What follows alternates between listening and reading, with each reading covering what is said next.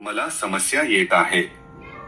मी माझ्या कुटुंबासोबत गावी जात होतो. गुगल नकाशे नेव्हिगेशन कार्य करत नसल्यामुळे हा एक घोटाळा आहे. मी माझ्या मार्गावर आहे आणि कार हरवली.